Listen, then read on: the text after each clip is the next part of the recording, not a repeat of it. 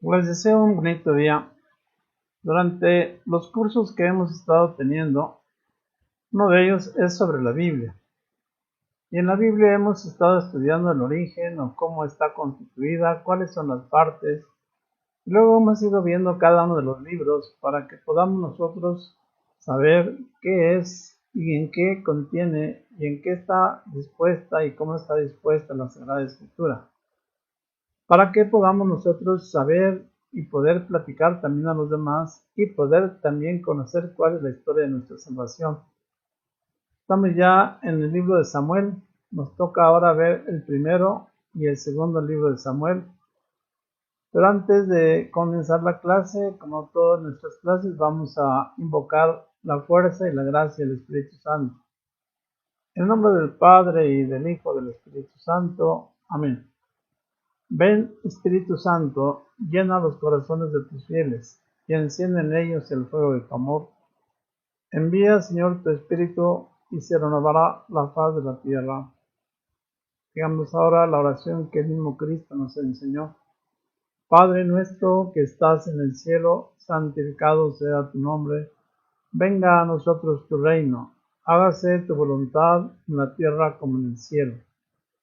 Danos hoy nuestro pan de cada día. Perdona nuestras ofensas, como también nosotros perdonamos a los que nos ofenden.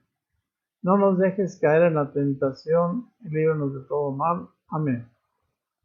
Que el Espíritu de Dios, y que es fuente de luz, fuente de gracia, ilumine nuestras mentes, quite de nuestros corazones los obstáculos que haya, para que con el conocimiento de la palabra de Dios podamos saber y caminar en el camino de la salvación y alcanzar por nuestras buenas obras la vida eterna en la gloria del Padre. Comenzamos pues nuestra clase.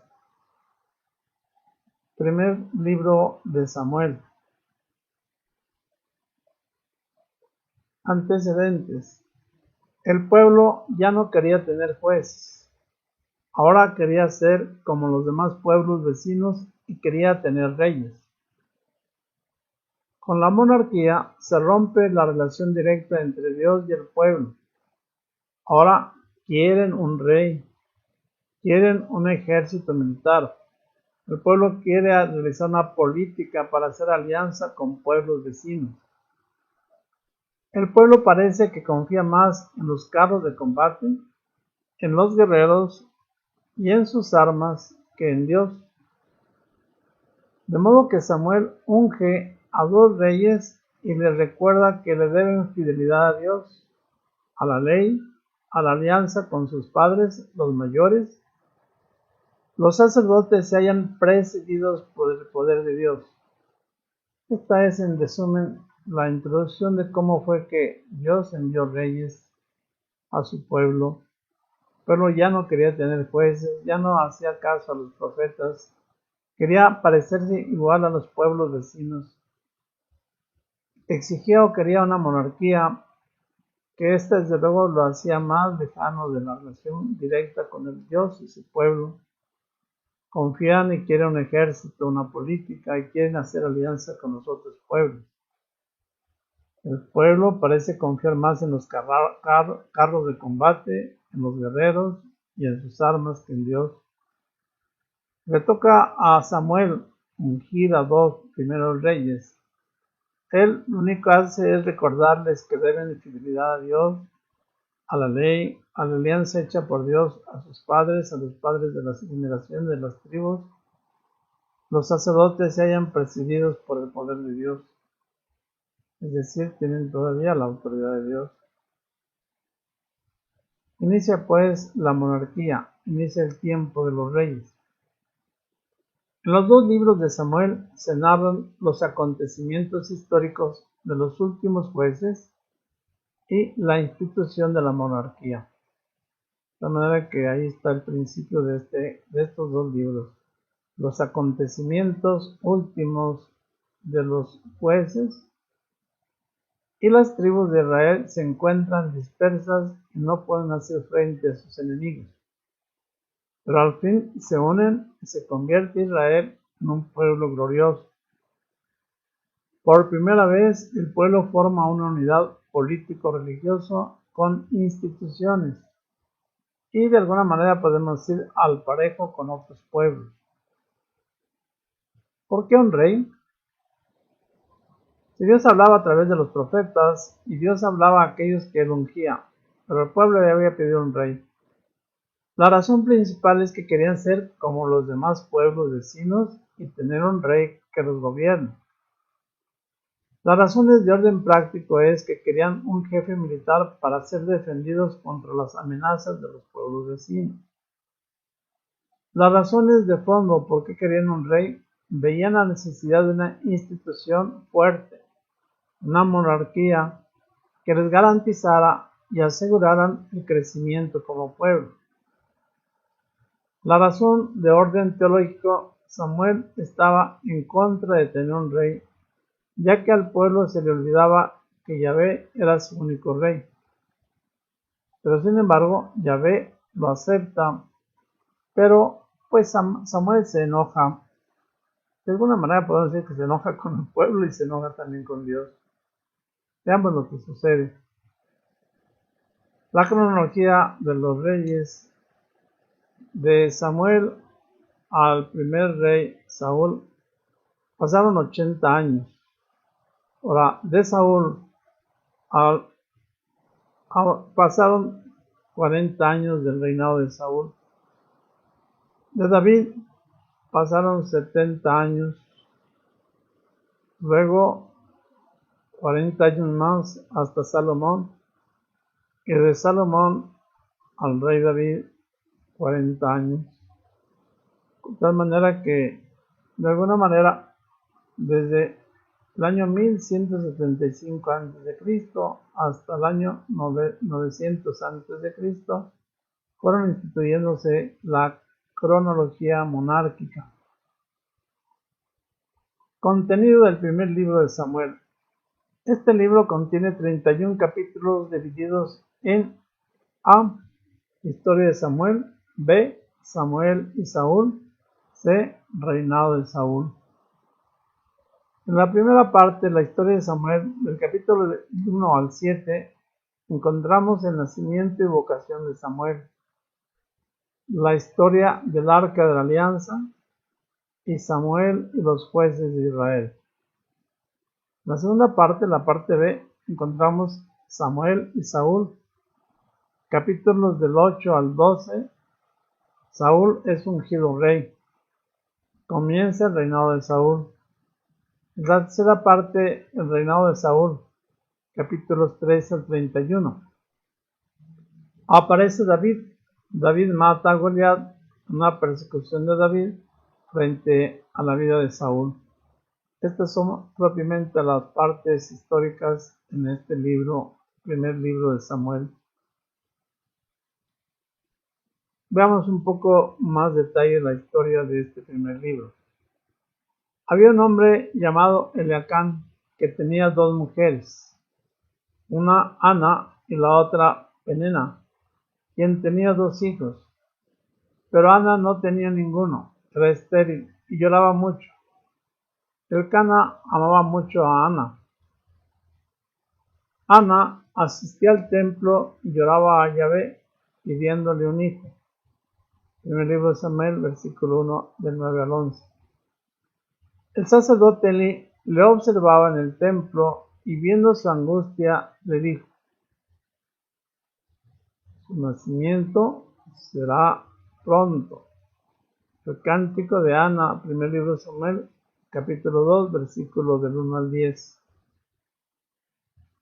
El sacerdote Elí del templo de Silo, que era el santuario central donde estaba el arca y sus hijos, fueron castigados por su avaricia. La vocación de Samuel y su llamado, en capítulo 3, versículo 1 al 21. La historia del arca de la alianza, capítulo 5, 1 al 7. El arca de la presencia de Dios en medio de su pueblo. Los filisteos vieron su poder. La función de Samuel como sacerdote y mediador, capítulo 7, versículos de 2 al 11. En el capítulo mismo 7, versículo 15 al 17, encontramos la historia de Samuel como juez. La historia de Saúl. Saúl era hijo de Cis, de la tribu de Benjamín, la más pequeña entre las tribus de Israel. Capítulo 9 del primer libro de Samuel. Saúl busca las burras de su padre y se encuentra con un vidente llamado Samuel, quien por orden divina unge a Saúl en secreto. La unción de Samuel fue por orden del Señor y le dijo: hoy te ha ungido el Señor como rey de Israel, su pueblo. Luego convocó Samuel al pueblo en Zapa y les presentó a Saúl y se puso a gritar: ¡viva el rey! En las figuras vemos a Saúl y vemos a Saúl ungido por Samuel. El reinado de Saúl. Se narran las hazañas de Saúl y cómo éste desobedece los mandatos de Yahvé al ofrecerles sacrificios, puesto que solo eran permitidos a los sacerdotes, por lo que es rechazado por el Señor. Aparece David. Yahvé, cansado de la desobediencia y el mal comportamiento del rey Saúl, manda a Samuel a Belén, donde encontraría un joven al que ungiría. Luego Samuel regresará a Ramá. David y Goliat. Saúl y los israelitas se enfrentan ante sus enemigos los filisteos. Y se enfrentan y hay ciertamente una disputa. En el segundo libro de Samuel encontramos los antecedentes. Samuel va a Belén, a la casa de Jesé de la tribu de Judá, según mandato de Yahvé, para ungir a uno de sus hijos. Después de verlos a todos, el Señor le señala al joven pastor David. David entra en la casa del rey Saúl a servirle y por su habilidad le toca el arpa. De esta manera se calma Saúl de sus terribles malestares. David pastor se enfrenta al gigante filisteo Goliat, a quien derrota y le corta la cabeza con la espada del enemigo. Este es pues el contenido del segundo libro. Está en 24 capítulos. El reinado de David, capítulos del 1 al 12. La guerra civil, reinos unidos, culto y expansión nacional, pecado y arrepentimiento de David. Segunda parte aparece Absalón, capítulos del 13 al 24 del segundo libro de Samuel. La rebelión de Absalón, hijo de David, huida de David, últimas guerras con los filisteos, himno de acción de gracias de David. Como ven, toda esta historia es muy interesante y al ir leyendo cada uno de estos libros de Samuel, vamos a poder entender y a comprender al detalle esto que de alguna manera yo les estoy anunciando y les marco como partes principales, como capítulos, y en los cuales nosotros vamos a encontrar toda esta historia. Vamos a ver cuál fue el reinado de David. Al enterarse David que Saúl había muerto, junto con el hijo Jonatán, David entró en un canto. Samuel, segundo libro de Samuel, versículos 1, 17 a 27. David es ungido y aclamado rey por los ancianos de Hebrón por tres razones que lo justificaban. Porque David es originario de Belén y pertenece a la tribu de Judá. Combatió contra los amalecitas y dio el botín a los ancianos de Hebrón. Ellos quisieron dejar en claro que David es el único rey ungido, válidamente por Samuel y proclamado por el pueblo judío. David es aclamado rey, guerrero, músico y poeta. David en Jerusalén. David estableció su residencia en la fortaleza de Sión y la llamó la ciudad de David, Luego trasladó a ese lugar el arca de la alianza. Esta historia del rey David realmente es extraordinaria. Yo les invito a ver cada uno de estos capítulos que yo les estoy solamente enunciando, pero que es un deleite poder ver cómo se fueron dando estos hechos históricos y cómo el reinado de David realmente fue un esplendor para el pueblo judío. ¿Cuál fue la sucesión del rey del trono de Saúl? Entre los hijos de Saúl casi todos fueron asesinados en un combate, solo quedaba Maribal, el hijo único vivo, pero como era tullido no podía ser rey según la ley. Saúl, Ben-Quis, Isabel asesinado, Jonatán muerto en combate, Merab, hija con 5 asesinados, Nicol, sus hijos, Medibal, tullido, de tal manera que el trono de Saúl se había casi destruido.